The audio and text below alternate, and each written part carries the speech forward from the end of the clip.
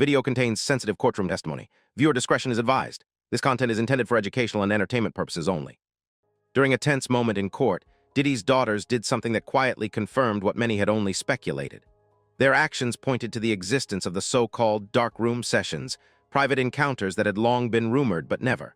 Their account wasn't emotional or exaggerated, but it was clear enough to leave the room unsettled.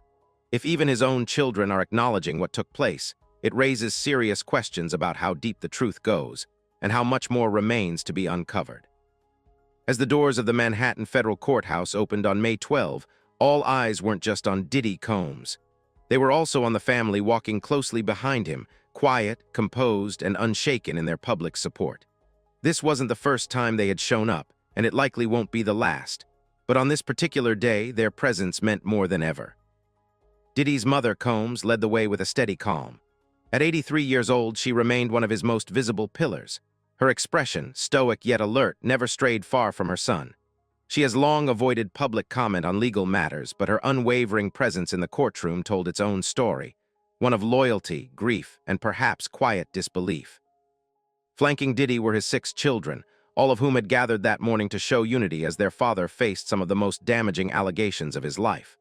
There was Christian Combs, known to many as a rising star in his own right, sitting with his back straight and gaze forward. Beside him was Quincy Brown, the son of Porter, who was raised by Diddy and publicly considers him a father figure. Justin Combs, Diddy's oldest biological son, sat quietly, occasionally exchanging looks with his younger siblings. In the row behind them sat Diddy's daughters, Chance Combs and the twins and Jessie. All 3 were dressed modestly and carried the kind of quiet maturity rarely expected from girls so young. As the morning proceedings began, Diddy briefly turned to face them. He lifted his hand and blew a gentle kiss in their direction. It was a small gesture, but a powerful one. His daughters responded with soft smiles, nodding in silent support. Courtroom witnesses described the moment as deeply human. Despite the gravity of the case, it was clear that Diddy was still, in that moment, a father, a man trying to maintain some thread of normalcy with the people he loves most. One court reporter later said, "Whatever you think of the man, the way his kids looked at him in that courtroom made it clear. This is a family that is hurting." Throughout the hearing, Diddy's children remained mostly silent. They have not issued public statements, but in past interviews, long before the trial, each had spoken positively about their father. Christian once told a magazine that his dad was disciplined and always wanted us to make our own name. Quincy, in a podcast appearance, credited Diddy with teaching him how to navigate fame and protect family. Even after Porter's death, all the children remained close, publicly celebrating holidays and milestones together. Combs has also never spoken publicly about the trial. However, in older interviews, she often described her son as a fighter and a man who came from nothing and built an empire. Whether or not that empire now stands on shaky ground, her presence in the courtroom suggests she has no intention of leaving his side. Their presence has not gone unnoticed by the media. Outlets ranging from People to the New York Times have documented the family's movements, from courthouse arrivals to emotional exits. Public opinion remains split. Some admire the family's loyalty. Others question how much they knew or whether their support could be interpreted as denial. Still, every day that the trial continues, the same scene repeats itself. Diddy walks in wearing a composed expression. His mother and children follow closely behind. They sit, they listen, they watch, and they carry the burden of every word spoken. But the testimony that followed would test even the strongest bonds. On Monday, May 12, 2025, the courtroom was tense as Cassie Ventura entered for the first day of her testimony. Once known to the public as a rising pop star and Diddy's long-term girlfriend, Cassie now stood at the heart of a case that had captivated the nation. She took her seat with composure, but carried visible emotional weight. What followed was a detailed and disturbing account of life inside a relationship that, she said, slowly took everything from her. She began by speaking about how their relationship started. There was charm, there was luxury, but that faded quickly. She explained how control crept in, first through finances, then through daily decisions, until she felt stripped of independence. Cassie described how Diddy would arrange what he called freak-offs, drug-fueled, orchestrated sexual encounters that she was forced to participate in. These sessions often happened in dark, private rooms, spaces with no windows, where Diddy allegedly recorded the acts for his own keeping. She said the rooms weren't just physical. They became symbols of her loss of freedom. The first day ended with the courtroom silent and visibly shaken. Cassie returned to the stand on Tuesday, May 13, 2025, and went deeper into the psychological trauma she endured. She said that the freak-offs were not isolated events. They became routine. Diddy would select the participants. He would watch. He would record. She said her protests were met with cold silence or verbal attacks. In some instances, he allegedly money or threatened to withhold opportunities if she refused. She described feeling more like an employee than a partner, but without pay or escape. She said her career, her finances, and even her personal identity were completely controlled. Her voice remained steady, but the content was haunting. Her mother, Regina Ventura, took the stand later that day and supported her claims. She avowed an incident in 2012 when Diddy allegedly demanded $20,000 in exchange for not leaking explicit videos of Cassie. Regina said she and her husband took out a home equity loan out of fear. They paid the money, hoping to protect their daughter. On Wednesday, May 14, 2025, the court heard from a different voice, one meant to give context to what Cassie described. Forensic psychologist Dr. Dawn took the stand to explain how psychological abuse operates. She spoke directly about coercive control, a pattern where abusers isolate their victims, manipulate them emotionally, and make them dependent through financial or social means. Doctor explained how Cassie's description of being trapped financially and emotionally aligned with patterns seen in long-term abuse cases. She introduced the concept of trauma bonding, a condition where victims stay with their abusers out of fear, confusion, or misplaced loyalty. She also emphasized that victims do not always realize they are being abused, especially when their abuser controls their housing, income, and career. Her professional analysis matched what Cassie had described over the past 2 days, providing the court with a clinical breakdown of how and why someone could remain in such a relationship. On Thursday, May 15, 2025, Cassie faced cross-examination on the final day. Diddy's defense team tried to cast doubt on her timeline and questioned her decision to come forward years later. Cassie responded calmly. She said fear kept her silent.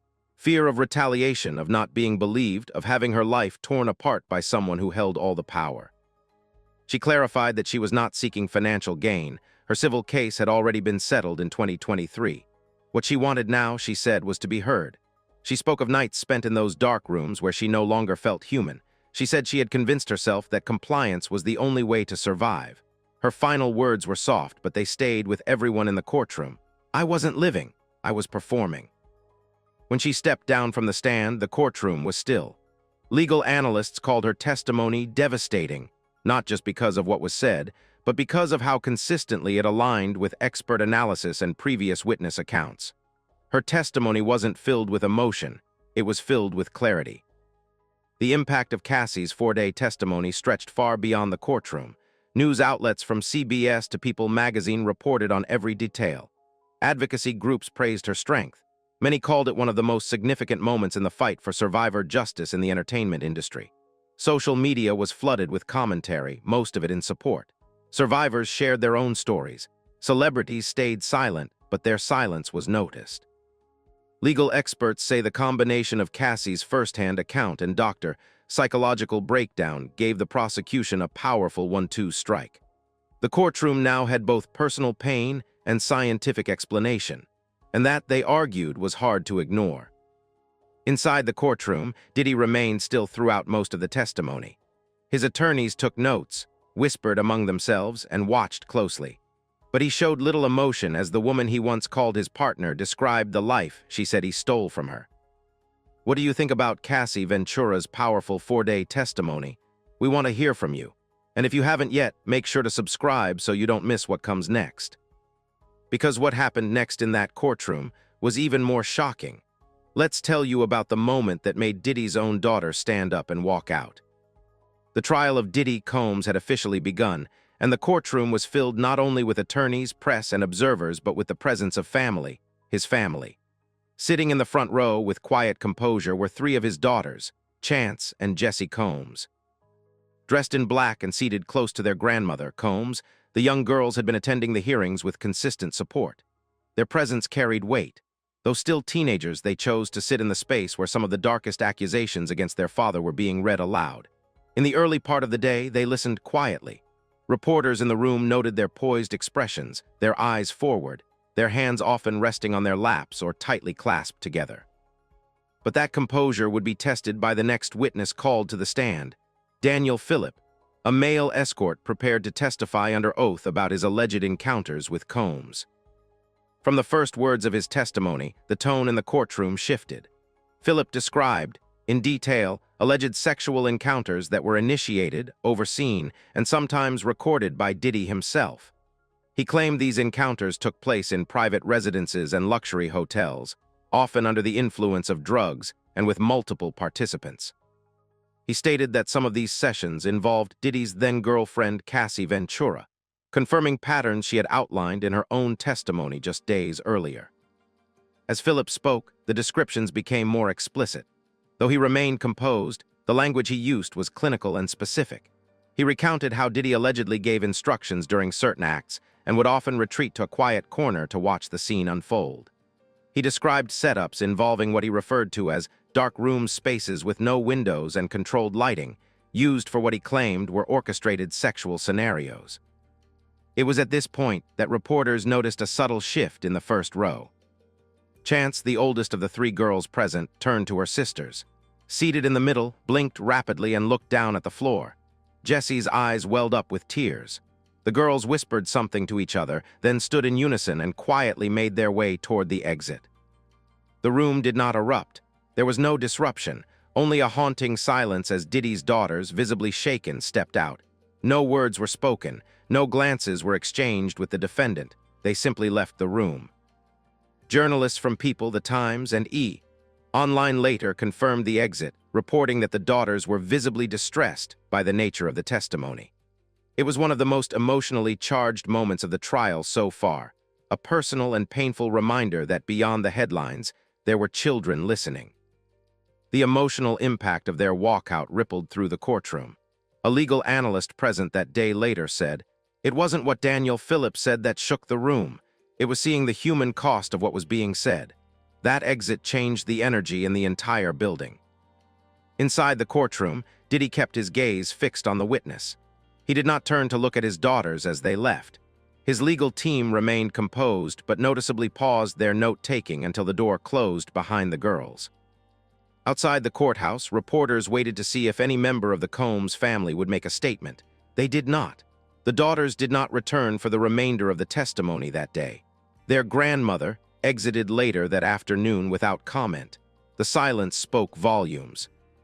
Emotional exits like this are rare in federal trials, even more rare when the individuals leaving are closely tied to the accused. But the walkout of Chance and Jesse Combs became one of the defining images of the day. It was a stark display of the personal fallout from what had, until then, been discussed in abstract legal terms. One commentator on social media wrote, "We talk about justice, we talk about guilt, but no one talks about the daughters. About what it feels like to hear your father described like that. That courtroom became a battlefield, and those girls took the first hit." The next day, the girls were not seen in court. Their absence was felt. Their seats remained empty during additional witness testimonies. Public reaction online was divided. Some expressed empathy, noting that no child should have to sit through such traumatic content. Others criticized Diddy for allowing them to attend at all, suggesting they should have been shielded from the proceedings. But regardless of opinion, their reaction became a pivotal moment in the ongoing story. It was no longer just about the defendant. It was about the people around him, the ones who bore his name, and the ones now walking away from the courtroom. Not because they had something to say, but because they had heard more than they could bear. As the trial continues, observers expect more graphic details to surface, more testimony, more evidence. But what cannot be unseen is the look in the eyes of Diddy's daughters as they left the courtroom. A look that reminded everyone, no matter where they stood, that this case is not only about a man's actions, it is about the lives affected by them. The trial's emotional toll reached a new level the moment Diddy's daughters stood up and quietly left the courtroom. Their exit was not announced, and it did not interrupt the proceedings, but it marked a shift that rippled through everyone present. The courtroom had already endured 4 days of explicit testimony, but nothing had conveyed the human cost of it more clearly than that silent walkout. Observers who watched the scene unfold said there was no confusion or hesitation in the girls' movement. They had heard enough. What made it unbearable was not just the content, but the realization that they were hearing it in connection to their father. As they walked out, no one spoke. The courtroom, already tense from testimony, fell into a deeper silence. Outside the courthouse, the public response was immediate. Photos of their exit circulated within hours. People questioned how such young women could be expected to endure what seasoned attorneys and court officers struggled to process. On social media, some sympathized with their pain. Others asked why they were there to begin with. The scrutiny was relentless, and the judgment turned quickly toward Diddy, not for what was said in court, but for allowing his daughters to be present during testimony of that nature. Among the most vocal critics was former singer UD. In a statement shared by Page 6, she said plainly that it was selfish for Diddy to put his daughters in that position. She questioned his judgment, not just as a public figure, but as a parent. Her words spread quickly, gaining support from both abuse advocates and others within the entertainment industry who believed the emotional protection of minors should be non-negotiable, no matter the circumstances. Supporters of Diddy defended the family's right to stand by him. They said that loyalty, even in pain, was not something to be condemned. But for every comment praising their courage, there were dozens questioning whether exposing them to graphic sexual abuse allegations was truly necessary or fair. The debate turned into a media storm. Legal commentators weighed in on whether children should ever be present in courtrooms where testimony includes graphic content. Some said the court had no legal obligation to restrict attendance unless the children were victims or witnesses. Others said the moral obligation should have guided the decision, not the law. What no one could deny was the emotional fallout. After their exit, Diddy's daughters did not return to the courtroom. Their absence was more noticeable than their presence had been. The front row, once filled with silent solidarity, now looked hollow. The family continued to support Diddy through other means, but the public visibility had been shattered. Mental health professionals who spoke to the media warned that this type of exposure could result in long-term emotional damage. They cited trauma responses ranging from anxiety and depression to guilt and identity confusion, especially when a parent is involved in the allegations. One clinical psychologist interviewed by CBS News said, "When a young person hears graphic accusations tied to someone they love, it becomes nearly impossible to separate the person from the pain." That pain, now public, became the focus of several op-eds and analysis pieces. Writers highlighted the daughter's exit as the most humanizing moment of the trial, a reminder that the consequences of abuse stretch far beyond court transcripts. They impact the families, the children, the next generation forced to live in the shadow of someone else's choices. Inside the courtroom, Diddy showed no visible reaction when his daughters left. His attorneys remained composed, but court insiders said the energy changed. One observer noted that the defense team paused noticeably longer between questions and remarks following the exit. Even prosecutors, known for their focus and rigidity, seemed to shift tone. What happened that day was not legal, it was emotional, and it reshaped the room. In the days that followed, more attention was paid to Diddy's children than to legal strategy. People magazine, Online, and BBC all reported on the exit. News anchors replayed the story with somber voices, emphasizing the weight that comes when private trauma becomes public reality. And for Diddy, a man who had spent decades controlling his image, this was something that could not be spun. The public began to ask harder questions. Was the family united, or fractured by what they heard? Had the daughters known these details before they entered the room? Were they prepared for it? And most importantly, why had no one protected them from it? The criticism didn't fade, it spread. UD's words were quoted in every major outlet for days. Abuse survivors echoed her sentiment. Influencers picked up the quote and turned it into a symbol of misplaced priorities. The narrative was no longer about Diddy's guilt or innocence. It had become a question of responsibility, parental, emotional, and moral. Whether intended or not, the daughters had become part of the trial. Their pain had become part of the testimony, and their silence as they walked out of the courtroom said more than any legal brief ever could. As the trial proceeds, that moment lingers. No matter what verdict comes, no matter what arguments are made, the public has already seen something they cannot forget. 3 daughters leaving quietly, and a father unable or unwilling to stop them. What are your thoughts on the emotional impact this trial is having on Diddy's children? Let us know your thoughts in the comments below. And don't forget to subscribe if you want to follow this case to the very end. Let's take you inside lawyers' bold defense and why they believe the entire case is built on shaky ground. The prosecution had laid out its case over several days: graphic testimonies, digital evidence, emotional walkouts, and expert psychological analysis. But as the courtroom settled after the latest round of allegations, it was now the defense's turn to speak. And when Diddy Combs' legal team stood to respond, the tone inside the courtroom changed instantly. Leading the defense were attorneys Mark and Steele, both well-known in high-profile criminal litigation. They approached the case not with outrage but with calm calculation. Their message was clear. Yes, the relationship between Diddy and Cassie Ventura had been volatile. Yes, there had been arguments. There had even been deeply personal exchanges. But none of it, they said, amounted to a crime. They argued that the prosecution was painting a picture out of emotion, not evidence. According to the defense, what the court was witnessing was not the breakdown of a criminal enterprise, but the unraveling of a failed relationship, one filled with pain but not prosecution. Consent is not always clean, and relationships are not always perfect, told the court during his first statement. But imperfection is not the same as illegality. Their first major move was to begin challenging the credibility of the prosecution's witnesses. They didn't attack them directly. Instead, they laid out a broader theory that many of these testimonies had emerged after settlements were signed, media attention had peaked, and federal agents had launched a full-scale investigation. They suggested that financial incentive was playing a role. They reminded the jury that Cassie had already received a settlement in a civil suit in 2023. They asked the court to consider the possibility that her new testimony was an attempt to influence public opinion after the fact. "It is difficult," said Steele, "to ignore how timing and attention can shape memory." Their strategy became clearer as the days progressed.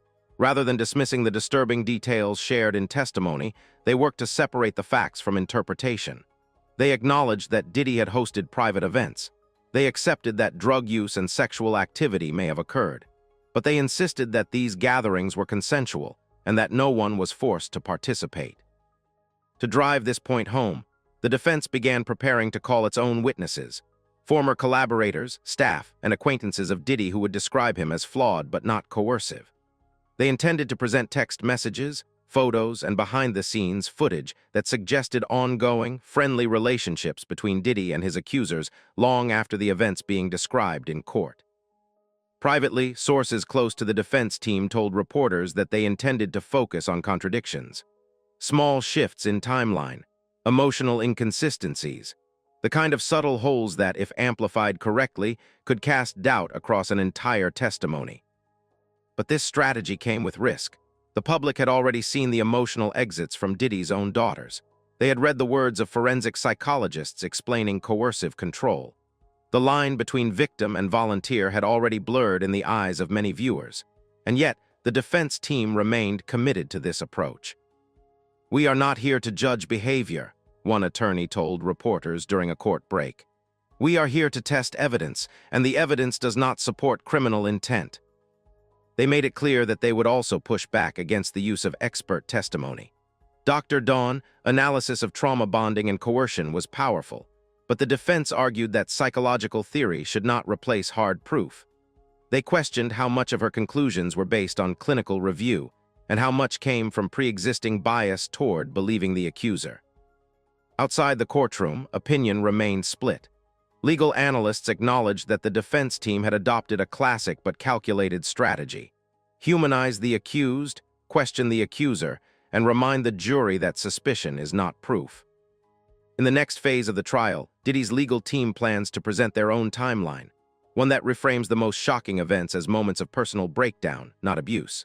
They intend to show footage from events where accusers were smiling, laughing, or voluntarily attending parties they now describe as traumatizing.